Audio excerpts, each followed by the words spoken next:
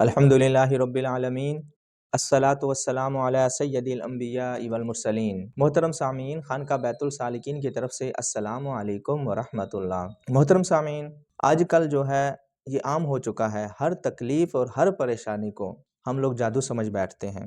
مثال کے طور پر اپنی نااہلی کی وجہ سے، سستی کی وجہ سے کسی کا کاروبار نہیں چل رہا ہے، کسی کی دکان نہیں چل رہی ہے، تو وہ سمجھتا ہے کہ مجھ پر جادو ہو گیا ہے۔ کسی وجہ سے کوئی رشتہ وغیرہ لیٹ ہو گیا تو وہ سمجھتا ہے بندش ہو گئی ہے یا کاروبار کی بندش ہو گئی ہے۔ کوئی موسمی یا ویسے ہی کوئی بیماری آ جاتی ہے تو سمجھتے ہیں کہ جادو کی وجہ سے ہو گیا ہے۔ تو محترم سامعین، ہر چیز کو جادو کے ساتھ جوڑ دینا ٹھیک نہیں ہے۔ ایسا لگتا ہے کہ اللہ تعالیٰ نے کائنات بنائی اور جادوگروں کے رحم و کرم پر چھوڑ دی، ایسا بالکل نہیں ہے۔ تو محترم سامعین، ہر بات اور ہر چیز کو جادو سمجھ بیٹھنا، بندش سمجھ بیٹھنا، بیماری کو بندش یا جادو سمجھ بیٹھنا، یہ اچھی بات نہیں ہوتی ہے۔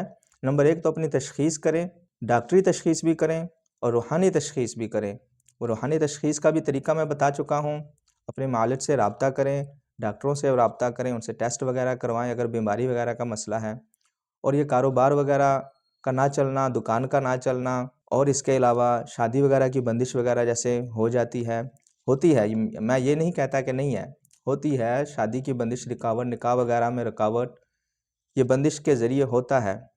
مگر آج کا ہر بندہ ہی یہ بات سمجھ رہا ہے کہ میرے ساتھ یہ ہو رہا ہے، یہ ہو رہا ہے، ایسا نہیں ہے۔ تو ہمارے کچھ اپنے اعمال بھی ہوتے ہیں۔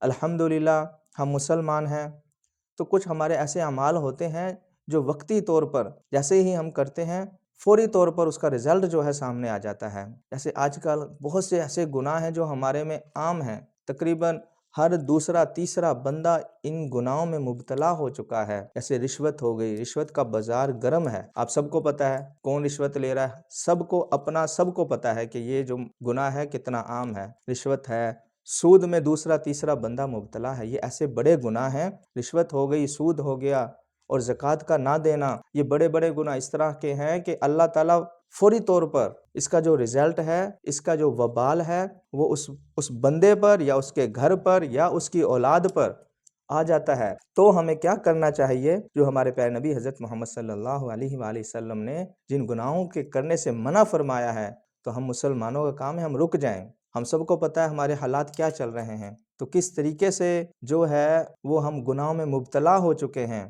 تو ان کا وبال جو ہے ہمیں دنیا میں ہی نظر آ جاتا ہے۔ تو ہر بات کو جادو سمجھ بیٹھنا، بندش سمجھ بیٹھنا، یہ بری بات ہے، اس طرح نہیں کرنا چاہیے۔ ہمیں اپنے آپ کو ٹھیک کرنا ہے۔ الحمدللہ جو نیک گھرانے ہیں، دیندار لوگ ہیں، وہ اس طرح اس باتوں میں نہیں آتے ہیں، وہ اللہ تعالیٰ پر یقین رکھتے ہیں اور اپنے جو ہیں وہ اعمال وغیرہ درست رکھتے ہیں، تو وہ ان چیزوں سے بچے رہتے ہیں۔ اور ایک بار جو جتنے ہم گناہ میں مبتلا ہوں گے، شیطان کے لیے رستہ صاف ہو جائے گا۔ جو بندہ گناہ گار ہوتا ہے وہ اتنا ہی شیطان کے نزدیک ہوتا ہے، شیطان اس کو اپنا دوست بنا لیتا ہے، تو وہ ہر وقت اس کے ساتھ رہتا ہے۔ رشوت لینے والا، سود کھانے والا، اس طرح کے یہ گناہ ہیں کہ شیطان جو ہے ان کے ساتھ ہی گھر میں داخل ہوتا ہے۔ ایسا بندہ جب گھر میں داخل ہوتا ہے تو شیطان بھی اس کے ساتھ ہی داخل ہو جاتا ہے۔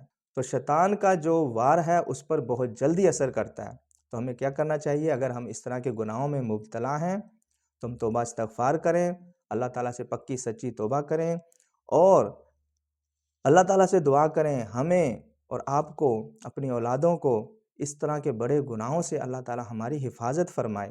فی امان اللہ۔ السلام علیکم ورحمۃ اللہ۔